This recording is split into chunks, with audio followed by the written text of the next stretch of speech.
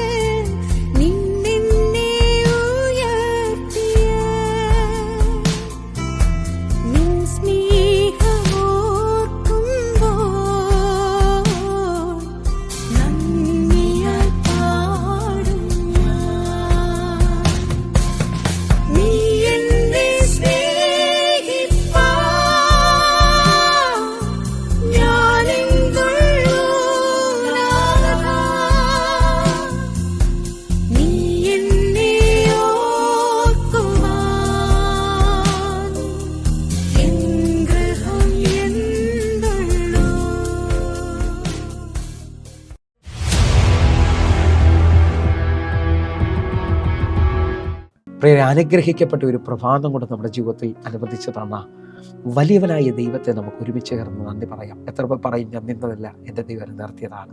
ഒന്നുകൂടെ പറഞ്ഞു കഴിഞ്ഞാൽ 2026 മാർച്ച് മാസം 29-ാം തീയതി വരെയും എന്നെയും എൻ്റെ കുടുംബത്തെയും കണ്ണിലെ കൃഷ്ണമണി പോലെ സൂക്ഷിക്കുകയും വിടുവിക്കുകയും ചെയ്ത വലിയവനായ ദൈവത്തിന് നന്ദി പറഞ്ഞുകൊണ്ട് ഈ പ്രഭാത ചിന്തയിലേക്ക് നമുക്ക് ഒരുമിച്ച് അടുത്തു വരാം. ജീവിതത്തിൽ എല്ലാം നഷ്ടപ്പെട്ടു പോയവന് പ്രതീക്ഷിക്കുന്നതിനേക്കാൾ വലിയൊരു അത്ഭുതം ദൈവം ചെയ്യാൻ പോകും.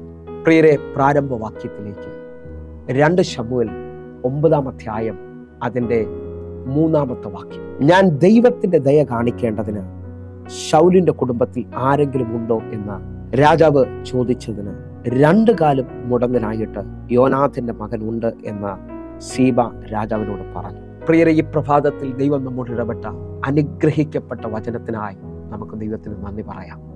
എന്നെ കേൾക്കുന്നവരെ, ഈ പ്രഭാതത്തിൽ ഞാനും നിങ്ങളും ചിന്തിക്കുന്നത് എല്ലാം നഷ്ടപ്പെട്ടു പോയവന്റെ ജീവിതത്തിൽ പ്രതീക്ഷിക്കുന്നതിനേക്കാൾ വലിയൊരു അത്ഭുതം ചെയ്യുന്ന ദൈവം. ഈ വചന പശ്ചാത്തലം അറിയാത്ത ഒത്തിരി പേര് കാണാം. നിങ്ങൾ ഇന്ന് തന്നെ ഈ 9-ാം അധ്യായം പഠിക്കണം. 13 വാക്യങ്ങളാണ് ഇതിലുള്ളത്.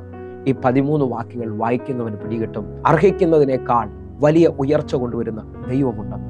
അൺമെരിറ്റബിൾ ഫേവർ കാണിക്കുന്ന ദൈവം. നിങ്ങൾ വിശ്വസിച്ച് നിങ്ങളുടെ ജീവിതത്തിനകത്ത് ഒറ്റ ദിവസം കൊണ്ട് എല്ലാം നഷ്ടപ്പെട്ടിട്ടുണ്ടായിരിക്കും. ഈ വചന പശ്ചാത്തലം നിങ്ങൾ ശ്രദ്ധിക്കുമ്പോൾ ശൗലിന്റെ മകനായ യോനാഥന്റെ വീട്ടിൽ ഇനി ആരെങ്കിലും ശേഷിക്കുന്നുണ്ടോ എന്ന് ദാവീദ് രാജാവ് അന്വേഷിക്കുകയാണ്. അപ്പോൾ ശൗലിന്റെ ഭൃത്യനായിരിക്കുന്ന സീബ എന്നൊരു വ്യക്തി അവിടെയുണ്ട്. അവനിലൂടെ ദാവീദ് അറിയുകയാണ് 2 കാലം മുടന്തനായ ഒരു മനുഷ്യനുണ്ട്. എല്ലാം നഷ്ടപ്പെട്ട് സ്വന്തം ഭവനം പോലുമില്ലാത്ത മെഹീഭോശത്ത് എന്ന് പറയുന്ന ഒരു വ്യക്തി അവിടെ ഉണ്ടെന്ന്.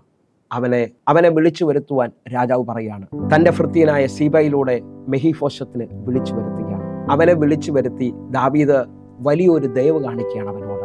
നിനക്ക് ഇന്നു മുതൽ എൻ്റെ മേശയിൽ നിന്ന് എൻ്റെ കൂടെ ആഹാരം കഴിക്കാൻ കഴിയും. ആരാണ് ഈ മെഹീഭോശത്ത് എന്ന് നിങ്ങൾക്കറിയാമോ? ശൗലിന്റെ മകനായ യോനാഥന്റെ മകനാണ്. ഇവന്റെ പശ്ചാത്തലം എന്ന് പറയുന്നത് ഒരു ദിവസം കൊണ്ട് എല്ലാം നഷ്ടപ്പെട്ടു പോയവനാണ് ഇവൻ.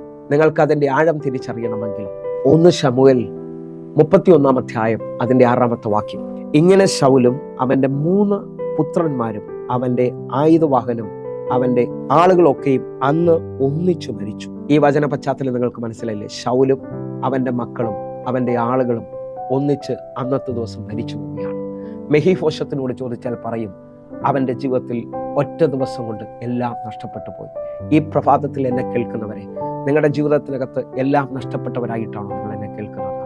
നിങ്ങൾ പ്രാർത്ഥിക്കുന്നവരാണെങ്കിൽ ഈ വചന പശ്ചാത്തലം നിങ്ങളുടെ മുമ്പിൽ പറയാൻ കാരണം, എല്ലാം നഷ്ടപ്പെട്ടു പോയെന്ന് തോന്നുന്ന പലവരെയും ദൈവം വലിയ ഉയർച്ചയിലേക്ക് കൊണ്ടുവന്നിട്ടുണ്ട്.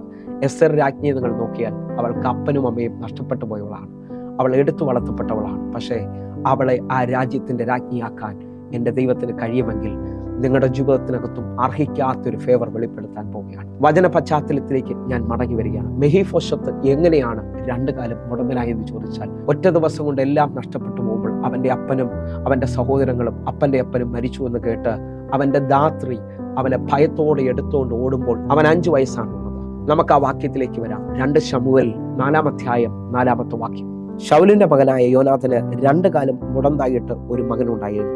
ഇസ്രായേലിൽ നിന്ന് ശൗലിന്റെയും യോനാഥന്റെയും വർത്തമാനം എത്തിയ സമയം അവന് 5 വയസ്സായിരുന്നു. അപ്പോൾ അവന്റെ ധാത്രി അവനെ എടുത്തുകൊണ്ട് ഓടി. അവൾ ബന്ധപ്പെട്ട് ഓടുമ്പോൾ അവൻ വീണ് മുടന്തനായിപ്പോയി. അവന് മെഹിഫോശത്ത് എന്ന പേര്. എന്നെ ശ്രദ്ധിക്കുന്നവരെ, മെഹിഫോശത്തിന്റെ പശ്ചാത്തലമാണ്, അല്ലെങ്കിൽ അവന്റെ ജീവിതത്തിൽ വന്നുപോയ ആപത്തിനെ കുറിച്ച്, അല്ലെങ്കിൽ അവൻ മുടന്തനായി തീർന്നത് എങ്ങനെയെന്ന് നിങ്ങൾക്ക് മനസ്സിലായിട്ടുണ്ട്. നിങ്ങളുടെ ജീവിതത്തിനകത്ത് ഇതേപോലെ എല്ലാം നഷ്ടപ്പെട്ടതുപോലെയാണോ എന്നെ ശ്രദ്ധിക്കുന്നത്? ഞാൻ നിങ്ങളോട് വിളിച്ചു പറയുന്നു, ദൈവത്തെ മുറുകെ പിടിക്കുക. ദൈവം നിന്നെ അത്ഭുതത്തിലേക്ക് നടത്താൻ പോവുകയാണ്. അർഹിക്കാത്ത ഫേവറിലേക്ക് നിന്നെ കൊണ്ടുപോകാൻ പോവുകയാണ്. നമ്മൾ വായിച്ച വചന പശ്ചാത്തലത്തിലേക്ക് മടങ്ങി വരികയാണ്. മെഹിഫോശത്തിനെ രാജാവ് ആളയച്ച് വിളിച്ചു വരുത്തുകയാണ്. അവനോട് പറയാണ്, ഇന്നു മുതൽ നീ എൻ്റെ മേശയിൽ നിന്ന് കഴിക്കണം. ഇന്നു മുതൽ നീ എൻ്റെ മേശയിൽ നിന്ന് കഴിക്കണം. ഇതാ മെഹിഫോശത്ത് രാജാവിനോട് മറുപടി പറയുന്ന പദം കൂടെ പറഞ്ഞ് നമുക്ക് ഒരുമിച്ച് പ്രാർത്ഥിക്കാം. എന്നെ കേൾക്കുന്നവരെ, 2 ശമൂവേൽ 9-ാം അധ്യായം അതിന്റെ 8-ാമത്തെ വാക്യം. അവൻ നമസ്കരിച്ചും കൊണ്ട്, ചത്തനായെപ്പോലെ ഇരിക്കുന്ന അടിയനെ നീ കടാക്ഷിക്കുവാൻ അടിയൻ എന്തുള്ളൂ എന്ന് പറഞ്ഞു. ഇതാ മെഹിഫോശത്ത് നമസ്കരിച്ചുകൊണ്ട് രാജാവിനോട് പറയുകയാണ്, ചത്ത നായെപ്പോലെയായ എൻ്റെ ജീവിതത്തെ നീ മാനിക്കുവാൻ, ഇത്രത്തോളം ആക്കുവാൻ ഞാൻ എന്താണുള്ളത്? കാരണം എന്താണെന്നറിയാവോ? ദാവീദ് പറയും, നിന്റെ അപ്പൻ ചെയ്ത നന്മയാണ്. യോനാഥൻ ദാവീദിനെ സഹായിച്ച ഒത്തിരി മേഖലകളുണ്ട്. എന്നെ കേൾക്കുന്നവരെ, നിങ്ങളുടെ ജീവിതത്തിൽ ദൈവത്തെ മാത്രം നോക്കി ജീവിക്കുന്നുണ്ടെങ്കിൽ അർഹിക്കാത്ത ചില നന്മകൾ നിങ്ങളുടെ ജീവിതത്തിൽ വന്നു ചേരും. ഹല്ലേലൂയ. ഇപ്പോൾ വീട് പോലും സ്വന്തമായിട്ടില്ലാത്ത മെഹിഫോശത്ത് രാജാവിന്റെ മേശയിൽ അവനോടുകൂടെ ആഹാരം കഴിക്കുകയാണ്. അവിടെ തീർന്നില്ല കേട്ടോ. അന്നു മുതൽ സീബായും അവന്റെ മക്കളും അവന്റെ വേലക്കാരും ഇതാ മെഹിഫോശത്തിന്റെ നിലം മുഴുവൻ കൃഷി ചെയ്ത് അവനുള്ള ആഹാരത്തിന് വേണ്ടി അവർ അധ്വാനിക്കുകയാണ്. നിങ്ങൾ വിശ്വസിക്കാൻ പറ്റുമെങ്കിൽ ഈ ഒറ്റ ദിവസം കൊണ്ട് ദൈവം ഇവനെ മാനിച്ചപ്പോൾ 35 പേർ ഇവന് വേണ്ടി വേല ചെയ്യാൻ എഴുന്നേറ്റു.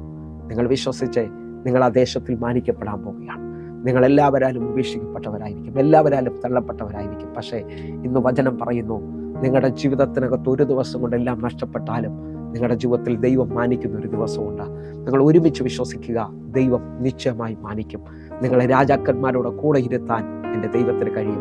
മെഹിഫോശത്തിന്റെ ജീവിതത്തിൽ വെളിപ്പെട്ട അത്ഭുതം നീ ഓർക്കുക, നിന്നെ ഉയർത്തിയിരിക്കും ദൈവം. നമുക്കൊരുമിച്ച് പ്രാർത്ഥിക്കാം, കണ്ണുകൾ അടയ്ക്കാം.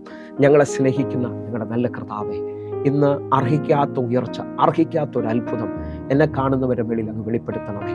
ഞങ്ങൾ ഒരുമിച്ച് പ്രാർത്ഥിക്കുന്നപ്പാ, ഈ മക്കൾ മാനിക്കപ്പെടണം, ഈ മക്കൾ അനുഗ്രഹിക്കപ്പെടണം. അങ്ങ് ഇവരെ മാനിച്ചതിനായി നന്ദി. യേശുവിൻ നാമത്തിൽ പ്രാർത്ഥിക്കുന്നു, കേൾക്കണം പിതാവേ. ആമേൻ, ആമേൻ. പ്രിയരേ, പ്രഭാത സന്ദേശം നിങ്ങൾക്ക് അനുഗ്രഹമാകുന്നെങ്കിൽ നമ്മുടെ യൂട്യൂബ് ചാനൽ സബ്സ്ക്രൈബ് ചെയ്യും, ഫേസ്ബുക്കിലേക്ക് നിങ്ങൾ ജോയിൻ ചെയ്യണമെന്ന് ഓർപ്പിക്കുന്നു. അതേപോലെ എല്ലാ ദിവസവും 6 മണിക്ക്, ഇന്ത്യൻ സമയം വൈകിട്ട് 6 മണിക്ക് നമുക്ക് സൂമിൽ ആരാധനയുണ്ട്. നിങ്ങളെ ഞാൻ ക്ഷണിക്കുകയാണ്, നിങ്ങൾ കടന്നു വരണം. അതേപോലെ കേരളത്തിൽ എവിടെ നിന്നാണോ എന്നെ ശ്രദ്ധിക്കുന്നത്, നമ്മുടെ ആരാധന പല സ്ഥലങ്ങളിൽ നടക്കുന്നുണ്ട്. നിങ്ങൾക്കും അവിടേക്ക് കടന്നു വരാൻ കഴിയുന്നതാണ്. ഒരു ആരാധനയിൽ അറ്റൻഡ് ചെയ്യാൻ പറ്റുന്നവർ വന്ന് വലിയ ദൈവപ്രവർത്തികളെ സ്വീകരിക്കുക. എങ്കിൽ അടുത്ത ദിവസം കാണുമ്പോഴേയും കർത്താവ് നിങ്ങളെ കാക്കുമാറാകട്ടെ. God bless you. ആമേൻ.